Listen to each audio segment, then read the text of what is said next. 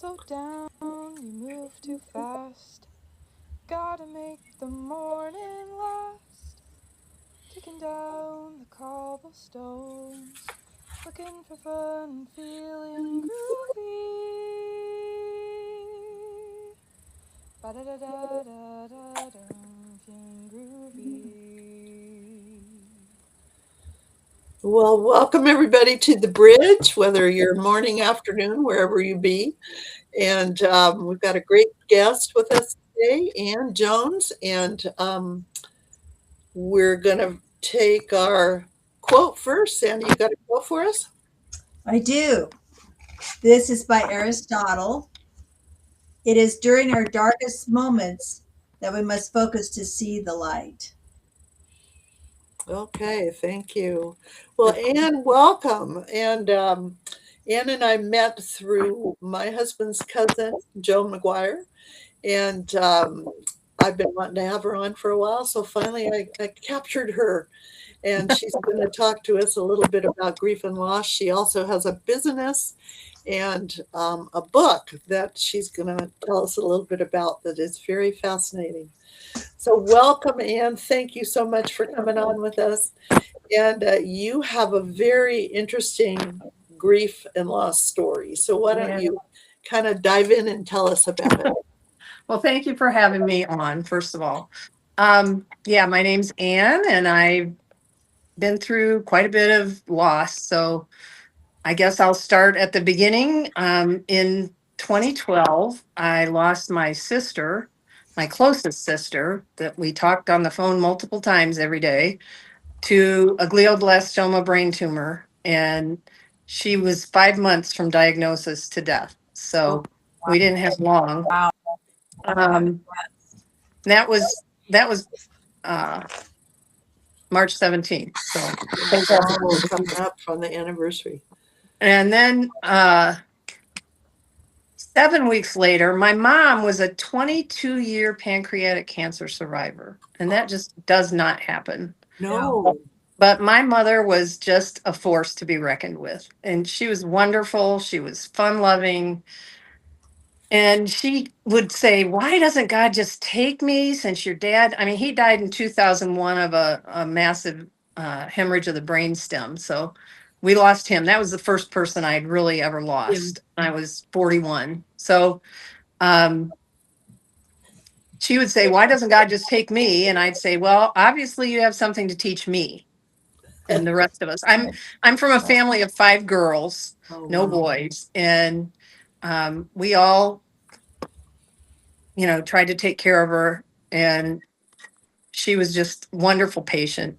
But she kind of gave up when my sister died, and Yeah. she was tired of getting better and going back to her assisted living apartment. So she just, I mean, her body just gave out. She was on a J tube into her jejunum for the last 2 years of her life and could not eat anything. She had to be on a pump 20 hours a day. Of course, she did eat things, but she always paid for it too. So, Yeah. But yeah, those J tubes are different than G tubes. Mhm. I will say that. Um, so on May 8th, she succumbed to her uh, dying, and we were prepared for it. I mean, she had definitely beaten the odds, but it was hard because I just lost my best friend and my sister, and you know, so I'm married and I have 5 kids, and in 2012, and my oldest was getting married on May 19th, and we had the rehearsal dinner the night before. This is a week to the day for my mom's funeral. Yeah. And we had the rehearsal dinner, and then went home, sat out on the deck. He had a glass of wine and said how happy he was that Katie was going to be part of our family. And we went to bed, told each other we loved each other. And as he would often do, couldn't sleep. So he'd go out on the couch. And the kids would come up and have to go through the living room to get to the kitchen where they were always going to get food. And he would be half on and half off the couch, just so they were used to that. But I woke up about 6:30 on Saturday the 19th, and that was the wedding day. And we were supposed to go to my daughter-in-law's. They were having hair done and, drinking mimosas and having girl time. And all of a sudden I hear my older daughter say, "Oh my God, he's cold." Mm. And he was laying on the floor on his back with his arms up over his head. He looked like he was asleep. But my other daughter had gotten up and walked around and went out on the deck and ground her coffee because she didn't want to wake him up. She said, "I knew, but I didn't want to know." Mhm. And so that's my middle child. And then my oldest daughter was a nurse. She was in nursing school and she knew. So it was the three of us. And then my brother-in-law, my husband's twin, had stayed at our house that night. And my granddaughter, my oldest daughter's daughter. Uh-huh. So, yeah, we Wow. called, for help. And I mean, he had been gone. He was cold. And I remember going out and looking at him and saying, "Oh my goodness, you're with Jesus. But really, today? What are you doing? Yeah. Yeah. I mean, you're in shock." So Yeah. we ended up having a wedding, and it was a beautiful wedding and a great reception. Her parents walked me out. They had the introduction where everybody came out and they Sure. said her. So they walked with me, and that was nice. We got through the wedding somehow. It was probably the most surreal day of my life. Yeah, I bet. I felt like I was in a Salvador Dali painting. Uh-huh. So Yeah. my husband and I had met in an art class and went to Heron School of Art here in Indianapolis for a year. He was 2 years ahead of me, and he had done art at IUSB in South Bend. Then we came down here for a year, and then we decided we wanted to get married, and we didn't come back to school. And we got married, and he had a job, and all that. But I kept doing my artwork. He was a natural. He could draw anything right out of his head, with every nuance to it. Me, I have to look at something, but I've always been a portrait artist. And since I was 12, I've done portraits. Wow. And I had been doing a lot of art shows for 10 years. I did art shows and craft shows and mall shows, and every weekend, 46 weekends a year, I was Wow. on the road doing these. And I didn't go far. I mean, we took a few vacations where we went to Florida or Corpus Christi, Texas, but usually it was just, over on the Chicago way from, we lived in Northwest Indiana at this time, in Crown Point. So I would go, an hour and a half one way, and I came home every night. I never stayed in a hotel or anything, but I did a lot of portraits. And my theory is the more you do, the better you get Mhm. with anything, be it Yeah. music or sports or anything that is your passion. Yeah. So I did a lot, and I got really tired of setting up and tearing down and sitting there and not making any money some weekends. And, so in 2011, I started to think about, gee, what can I do?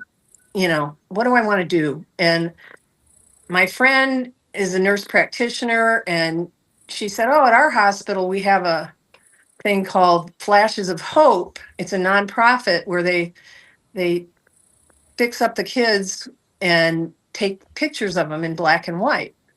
And sometimes those are the last pictures that they have of those children." So I said, that's what I really love doing. I've had several commissions to do somebody who's passed away. Mhm. And when my dad died, I did a big picture with like 10 heads of him throughout the years. Yeah. And I just felt like people valued those more than their dog or their cat or their whatever. Mhm. So I started looking into starting a nonprofit. Um, that was in September of 2011. We had a vacation that all of us went, and that was the last vacation we had before my husband died. I looking back, I feel like God orchestrated a lot of different things Sure. before he died. So my sister was diagnosed November 1st. And, of course, my focus went to that. And then when my husband died, I was like terrified. He was a wage earner. I was a stay-at-home mom who did this little art thing on the side. And I was just terrified. But my sister came to the rescue. She was a mortgage loan officer her whole life. So she helped me set up the nonprofit. You have to have a board of directors and you have to have, certain bylaws and things like that. She helped me with all of that. And we had our first meeting and we called it Face to Face Fine Art. Actually, we called it Face to Face Fine Art Commemorative Expressions. And that was too long. So we shortened it to Face to Face Fine Art. And we had our first meeting on October 30th of 2012, and that was my dad's birthday, so that went well. And then we got a website up, and we raised some money and started doing portraits for people. I get paid for the portraits, but the people who receive them don't pay anything. Oh, okay. So, I mean, that's in our bylaws that Right. if they want to donate later or pay it forward, that's great. But, they just, Didn't they're charge. not allowed to pay for it. So it took off and was doing really well. We actually went to Israel 3 times and presented 18 portraits to Palestinians and Israelis who had lost people in the conflict there. But Mhm. one of our main things is we do free portraits for people who have lost someone suddenly, unexpectedly, or tragically. Mhm. So that's one of the things that has to be. I mean, Sure. we will do any child, that's a tragedy. And Sure. we will do parents for a young child, even if they were sick for a while. Uh-huh. But normally it's sudden, unexpected, or traumatic loss. Those are your So- priorities. Yeah. So yeah, we went to Israel 3 times and did those portraits. And I never thought I'd ever get to go there. And we wrote a grant and got it. And it was just amazing. My vice president of my board had the real vision for it because he had sort of a peace conference at Notre Dame and in Wisconsin with a bishop from Africa, from Uganda, and a couple Palestinians and an Israeli who is pro-Palestinian, and a lot of people came. So Wow. we did that over there. We had a 2-day meeting, and there were probably 300 people there. There were people from Switzerland, and Mhm. writing for papers about what. And the topic that we had was how the occupation has affected religion Mm. in the Palestinian, in the West Sure. Bank, Uh-huh. Gaza. So it was real interesting. I did research on the pictures that they sent me. I would look the kids up, and we had some really tragic stories. I suppose Yeah. the one that was most moving was a little boy there had been a killing of some Israelis, Mhm. and they firebombed this house that had a mother and father and um, about a 4-year-old and an 18-month-old boy. Oh, And out of all of them, the 4-year-old was the only one who lived, and he was in the hospital for a year. So Oh. he's kind of the darling of Palestine. He does have some scarring on his head and face, but I have a picture of him, and we blew these up. They're life size normally, Oh, but wow. we had a recipient who had a printing company and they blew them up and put them on great big canvases, and we put a dowel rod through them because I was like, how am I going to frame these Mhm. and get them over there? You Yeah. know, so I didn't. I just rolled them all. My work is on paper. So I rolled them all and put them in a tube, and we gave them the originals, but we also had these hanging up in the tent where we had this retreat. So, um, yeah, he's holding the big picture of his father and mother and little brother and Oh, looking over the top of it. And each one was just, I felt like I had a volleyball in my throat. It was just heartbreaking, mostly kids, Right. but there were some adults, and, people, one of the family members of the town was shot point blank with a tear gas canister in the head, and it killed him.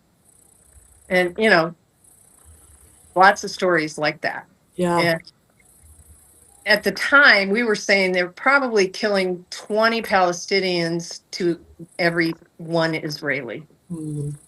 And they were supposed to use rubber bullets, but those will kill you too. Right.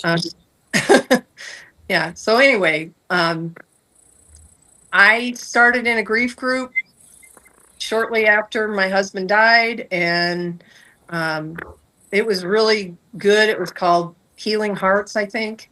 And Mhm. they would have a video that was maybe 15 or 20 minutes long, and then it would talk about different aspects of grief. And when you're in grief like that, you think you're crazy for some of the thoughts you have, and Sure.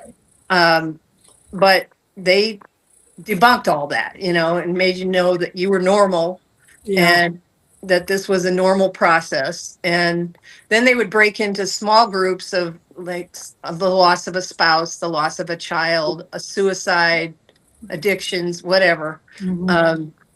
So then you would tell your story, and others would tell theirs, and made some lifelong friends in Sure. that group. And I, um, I've worked with a lot of people who are grieving. Yeah. So that's Yeah. where my heart is. I just want to help other people who are going through Yeah. that process. And you really have got to have a compassionate heart to open up to those experiences. I mean, it's not easy because it brings up your own grieving as well as working with them, and then you're offering them something tangible. Yeah, but if you're having a bad time, if you do something for someone else, Yeah. it's really healing for you. Mhm. And I found that to be, people would say, "Oh, thank you for this portrait," and I say, "I think it did more for me than it did for you." And I pray over them when I do them, that they'll be a blessing, and that they'll, bring happy memories and keep their memory alive for generations to come. Mhm. And I've just had a lot of good feedback. Yeah. Um, some people have, remained in my life all this time, and Yeah. others kind of disappear, but Sure. that's okay. Sure. So, when you were back when you were a mom, stay-at-home mom, and an artist, would you have ever dreamed that the journey would take you where you are today? No, no. And I had a hard time after my husband first died, because my youngest was a senior in high school and going off to college. Yeah. And Right. the others had all fled the nest. And I was like, what am I supposed to do? I'm not a wife. I'm not a mother, really, raising kids. What's my purpose? Yeah. Yeah. And the Lord provided face to face. And it really has been very healing for me, and hopefully for other people. Well, and I Well, think so many times, Anne, it's, you hear about looking back as 2020 vision. And I think that's true. Be sure you walk through stuff that you had no idea that God was holding you in and aligning himself with you. But when you look back, you can see how his purpose was being done, right? And that Yeah. part of his purpose was to be a comfort to you and help you establish his And that, that's the other thing is I turn to God. And when you're in a position like that, you can run to God or you can run away from him. Yeah. And I don't care what your faith is, you Right. know. Um, but I really turned to God and I started writing the book. When I started Face to Face, they thought I should write a book. So I started it. It took me about 5 years Uh-huh. to write it. And 7 years after my husband died, um, I lost my oldest daughter Mm. to acute fentanyl poisoning. Oh boy. Oh, She was a single mother. I mean, the father had also died of an overdose Mm. a couple years before. So my little granddaughter had been through absolute hell. Yeah. And she went to live with my daughter here in just north of Indy. And I was up in South Bend at my sister's. She's also widowed in this time. And um, my granddaughter just got very depressed and was suicidal. So my daughter was like, I don't think I can handle this. I have a newborn and I have a 2-year old and I can't, and she's an attorney and her husband has a career and she had to be driven back and forth to the stress center and had outpatient therapy for hours. And so I moved down here um, in February of 2020. Yeah. February 29th, we moved in. And um, it's been an adventure. I thought I was done raising children, but now I have this child who's heavily traumatized. And thankfully, we got her finally into a really good therapist. And she was on medication that wasn't working at first. So they changed it to a different one. And that really seemed to help. Mhm. And then now she's off of all medications, but she's a fireball. She's been accepted at Ball State. She graduates this May. She's been accepted at Ball State for the nursing program. Wow. She works 2 and 3 jobs. They're off this week for February break, and she's babysitting for one family all day, and then she works delivering pizzas in the evening, and she does a couple mornings she does an after school program, and they have one place where they're letting kids come during this break. And so she does a little bit of time there too. But since 8th grade, she's worked every day after Wow. school care. wow. And that's been healing for her because she didn't get much of a childhood. Right. For 6 years, my daughter moved away a year after my husband died. Oh. We had helped raise my granddaughter, and, you know, she was our girl. And Mhm. my daughter decided to move away, and her father happened to be in southern Indiana, and that's where she went Yeah. and got a nursing job there. She had just finished nursing school in December, and she moved April 1st. Mhm. And we didn't have a good feeling about it, and it was good because by the time she moved down there was a lot of addiction going on. That's all I'll say. I'm not saying who's to blame. Right. It's just what happened. Yeah. And Emma was the adult Yeah. in the household. Yeah. Adultified child. Right. So she's just, beating all the odds. She did a project last year they had to do some kind of a history project in Indiana. And she did the history of addictions in Indiana. And a couple of friends who had also had family members, with Sure. addictions, did it with her. And she took a picture of her mom and a picture of her dad and put it on the table with the display. And people would say, well, what's that? And she'd say, those are my parents that died because of opioid addiction. Wow. Well, She's gonna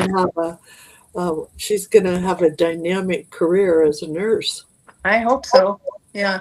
It certainly seemed. How has I mean, she was really depressed for a while, and it's taken her a lot of therapy to get out of it. And when they moved away, there was a certain huge loss you felt too. Oh, you know, yeah. helplessness. Yeah. And my sons, I mean, they were in high school and junior high when she was born, and they would stay home on a weekend night to watch Emma so that we could go do things because Sure. Leah was always working. And they just felt like she was theirs. And when Leah moved away, Oh, my number 4 child came to me like 3 times in tears saying, I can't let her go. I feel like she's my child. yeah. And said, you have to, because if we get her really angry at us, we won't see Emma at all. Yeah. You know, That's true. so it's all, But worked Graham, out. but Graham, you got to be there as a conduit for the healing that happened, because relationship with her when she was very young. And early childhood education teaches you that the first few years of a child's life are the formative years. Somehow she remembered, she ended up feeling safe with you, and the healing has happened because of your family and you surrounding her with the love that you started her life out with back when. Yeah, I had a team of ladies that prayed for me when things would get bad, and they did get bad. And I feel like they prayed us through. I People say, "Oh, you made such a difference in her life." I don't feel like that. I feel like I was the one person who didn't leave. Yeah. Okay. She's not real fond of me right now. She's 18, and you know, Yeah. uh Yeah. but I've been through it 5 times before, Yeah. where Yeah. they think they know everything and you know nothing, and Mhm. that Absolutely. kind of stuff. So Well, you've served as a mom for her, and Yeah. that produces those feelings because the when it's time to leave, you've got to detach somehow. So, Anne, when you think about, I mean, you've certainly learned a lot. oh yeah. What are some of the family lessons that you think your kids have learned through the grief and the loss and the trauma that's gone on? Um, I aha, wish I could say that we've talked about it a lot, but we haven't. it's okay. Especially since Leah died. Mhm. Um, I mean, they're all determined not to have addictions. I have, a couple sons that were pretty overweight, and the one son's lost 140 pounds and is a bodybuilder now. Wow. And the other son is on his way. He's, Sure. working on getting it off because they know that it's an addictive mentality. Yeah. And um, my daughter is, I mean, she's exercises like crazy. I mean, she's an attorney, so she's got all kinds of stress, Mhm. but she's she's in good shape. Everybody's trying to take care of themselves. Sure. Sure. Well, that's huge. And it's not something, families serve as, you're the cultural ground that your kids grow up in. And so doesn't necessarily have to be spoken. Yeah. They're lessons that have been learned, and actually the fact that they've taken some action is more powerful than, talking about it. Yeah, I guess. I don't know. Yeah. Things are not as wonderful as I'd like them to be, but I've been in counseling Yeah. since 2012. And I don't know if I talked about the EMDR therapy that I did. Um, we had a counselor back when one of my kids got caught drinking. He had to go for alcohol and substance abuse counseling. Mhm. And we really liked him. And he had a wrap up session with the whole family. Mhm. And they talked about alcoholism in your family and all that stuff. We really liked him. And my husband started going to him some. And then my daughter was going to him because she was scheduled to get married. And 9 days before the destination wedding, she found him cheating. Mm. So that didn't happen. She came home from Indianapolis to Crown Point with, a mismatched bag of clothes and her dog and in her pajamas. Yeah. And I called this counselor, and at this time, he was only doing EMDR therapy Mm. for trauma. but he said this would definitely qualify. So she went to him for a while and really got a lot out of it. And when my husband died, I had to go with her to tell him Mhm. because she was very close to her dad. And I just had to tell what went on. She couldn't do it. So I came back and had a couple sessions, and it really saved my life. I mean, some people do this light that goes back and forth. My daughter did that. I wanted to close my eyes and visualize things. So I had vibrating sensors in my hands, and he would, turn them up and down. And we would go through situations that were traumatic and how I could better handle them. And I had been an evangelical Christian for many years and learned a lot of scripture. And then I converted to Catholicism in 1992. And when I did EMDR therapy, all these scriptures flooded my brain, about how God was going to take care of me and he'd provide for me and I could do all things through Christ who strengthens me. And, it was really good. And after 4 sessions, he said, I'm going to release you now. If you need to come back, you can. But he said, some people feel really guilty because they feel so much better. But he said, wouldn't your people want you to feel better? And I said, yeah, they would. Yeah. So I did it. And then I did it again when my daughter died. Because I was there when she died. I had to tell them to stop doing CPR. Mhm. Um, Wow.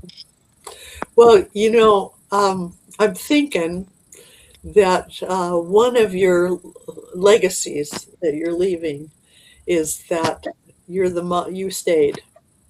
You've been the rock, and I mean, I don't really, think they think of me as that, but okay. well, that's all right. They don't see it.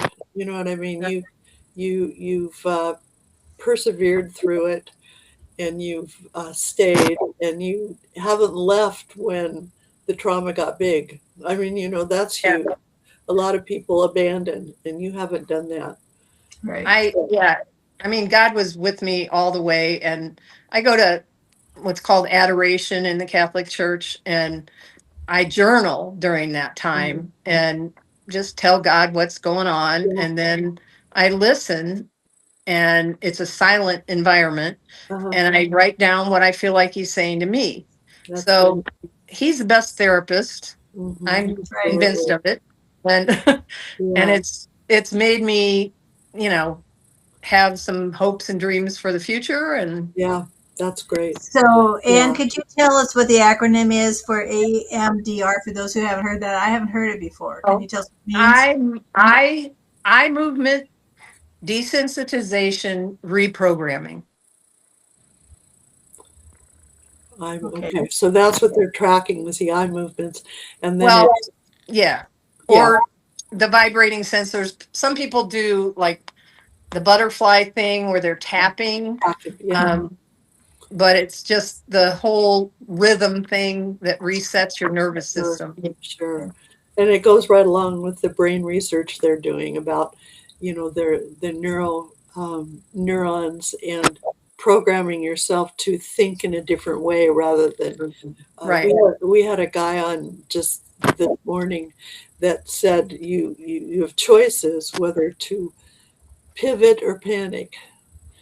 And that was kind of a unique way to say it, but definitely that pivoting is reprogramming your brain, and Yeah. that's really powerful. But I hope I think when you couple that with faith yes, growing, absolutely. you've got a real good chance at survival. Well, Right. and it's very comforting to know that even though there's lots of trials and trauma, God's in charge. Yeah. You know. He is. Yeah. And one thing about your book, Anne sent me her book when we first met, and it was a wonderful devotional, and it's full of scriptures. And I'm going to put the link in the notes here, but it's just powerful. And Thank you. you've taken action to move towards health and God's helped you to be the rock your family needs. Yeah. One of that first grief group I was in was just really focusing on being a survivor and not a victim, Yeah, and moving forward 1 millimeter at a time. yeah, You know? Um, if you're moving backwards, that's another thing I guess I wanted to bring up is having gratitude and being thankful for things has really helped me. Like when I'm journaling, I'm writing down things I'm thankful for, which we have so much in this country to be thankful for. And it keeps me from looking over my shoulder at who and what I used to have, yeah, because I'm present in the moment and thankful for who and what I have now. right. And that's Right. really where God resides. Yeah. You know, I mean, he resides everywhere, but focusing, I mean, he tells us in scripture to think on whatsoever things are lovely, because Yeah. that keeps us in the right frame Mhm. of mind. No, And he that's says, pray without ceasing, and in everything give thanks. It's hard to give thanks right. for a Yeah. death. Yes, absolutely. It's Yeah. hard, but it can be done. And I can see that I was never one of those people that was mad at God for taking my person. Mhm. I believe after losing my sister and my mom and my dad, that if you're supposed to go, if it's your time, there's Mhm. nothing going to keep you here. Right. And if you're not supposed to go, there's nothing that's going to take you out. No. Because, the horrible accidents people have had and they've Oh. lived and come back stronger than ever. Yeah, they could have been killed and they weren't because it Right. wasn't their time. Yeah, absolutely. Well, and I'm excited to hear about you've kind of got a new venture that's coming. Talk Yeah, to us about that. I put in my Christmas cards that Emma's graduating in May and I need to decide what I want to be when I grow up. Face to face is not as prolific as it once was, but it's still going. It's all about raising funds, and I have had my hands full. Yeah. So my heart is with people who are grieving. Mhm. So I've had 3 people that I really value their opinion praying for me that I'll find my new purpose or whatever, that God will open doors. And I just got a call on Monday from my church, and turns out the girl went to law school with my daughter and is good friends with my daughter, who doesn't go to church. And they want me to lead the grief group. I've been in it, several sessions of it, but I never led it. So that's kind of a desire of my heart, is to, work with grieving people, Mhm. whether it be doing a podcast or, running a grief group. Yeah. Yeah, that's fabulous. It's called Grieving with Great Hope. Ooh. I know I kept on my priest, we need a grief group, and he'd say, I don't like grief share. He said, I don't think that's the answer.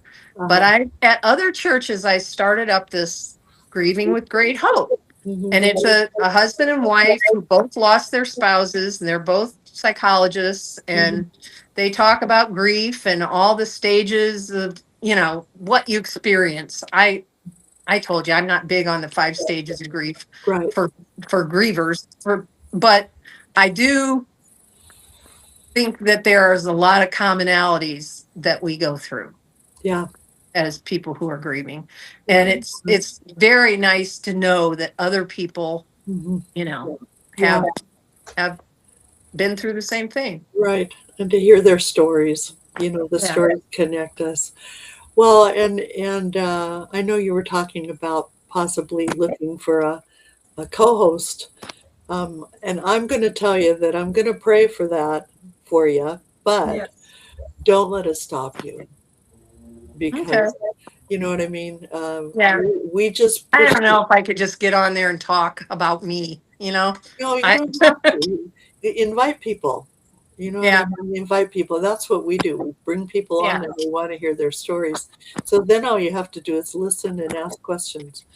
and just make it a conversation, because you'll learn as you go, and what you think it's going to be might not end up being that way. We didn't. Yeah. We thought we were going to be more content driven, and it's turned out to be people sharing stories. And we have two goals. One is to have an authentic conversation and to have fun. And Yeah. I'm not sure in a grief groove, you can still have fun. I like your hope. Okay. Hope doesn't disappoint, as the scripture No. says.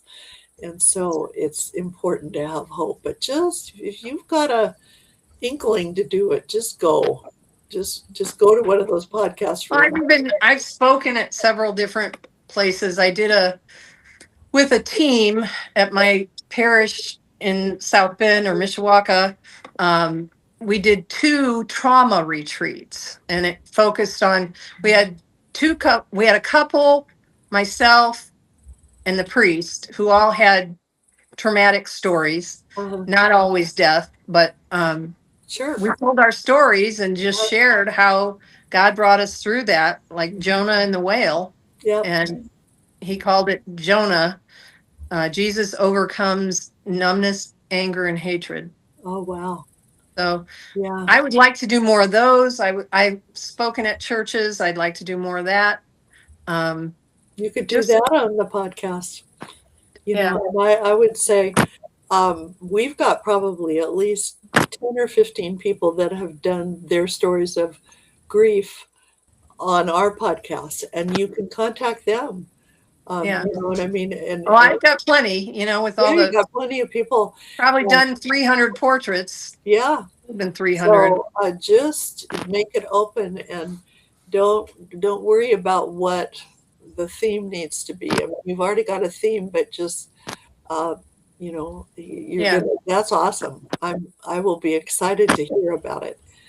And thank you. I'm excited to hear you say that. yeah, and your purpose will bubble up, and God's taken care of you this far. He's not going to stop now. So, Anne, what have you got any words of wisdom for anybody who's out there right now in the middle of something? Well, like I said earlier, if you have the choice to run to your faith or away from it, run to it. Yeah. Focus on being thankful for what you have today. Yeah. And not what you're missing. Yeah. The rear view mirror is very small in the car for a reason. Yes. Yeah. The windshield is big. Right. So good. That's the whole thing, is we have to move forward. We can't be a victim. You have to be a survivor. That's awesome. So we end with talking about what's one takeaway from our conversation today. And I'm going to start with you, Anne, and then Sandy, and then I'll kind of close. What's a takeaway for you? I guess I would really say that you're encouraging words about doing a podcast, and not to let not having a partner stop me. So, I mean, I have got some of a second book going, but I haven't gone to the limits that I need to go to get it published. Sure. I don't know. I mean, I told my story a lot of times, and sometimes you just simply watch the audience's heads explode. I don't want to do that. I'd rather bring them a message of hope. Yeah. Well, and the thing is, let me see if I can find Sandy. She got lost in the storm here. Your book is basically a devotional. Yeah. And it's powerful. And the gentleman we just talked to has just started writing devotionals. I don't know if he's podcasting them, but boy, that might be an idea. That's what the second book is. It's all devotionals. All devotionals. And I'm trying to illustrate it. Oh, okay. Wow. How nice would that be? That'd be beautiful. Would be great. But We'll see. That might be an idea for one podcast a month to just be a devotional, read through it, and it would be very powerful for people to have something to turn on and listen to. Yeah. Yeah, that's cool. Okay, Sandy, what's your takeaway?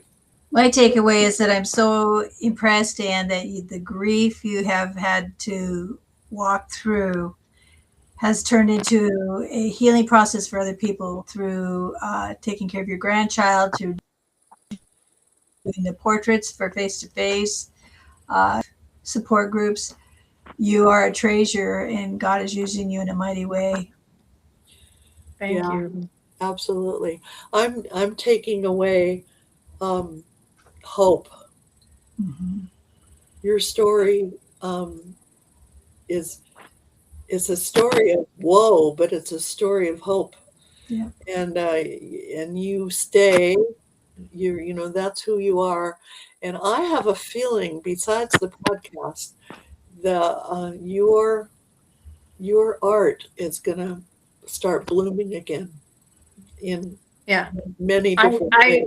already have been, working on different things, not just face-to-face portraits, but I've done a portrait of one of my grandkids. I want to do all Yeah. four, well, all four of the other ones. I've done a lot of pen and ink drawings, and I want to make some note cards out of those of animals.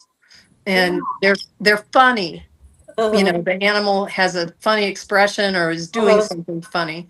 So I'd like to put those out, Yeah, as a way of giving people hope. absolutely. I love that. That's great. Okay, so thank you again for coming on. You're And very welcome. Thank you for having me. oh yeah, anytime. And Wonderful. if you want to come on again, we want to invite you on, Okay. and maybe do one of your devotionals for us. That We'd would be love good. that. Um, yeah. So thank you, everybody. Would you hang in there just a minute, Anne, and we're going to do a little debriefing after we get back on the other side. So Ciao, thank you, everyone. everybody. Thank you. Thank you for joining us.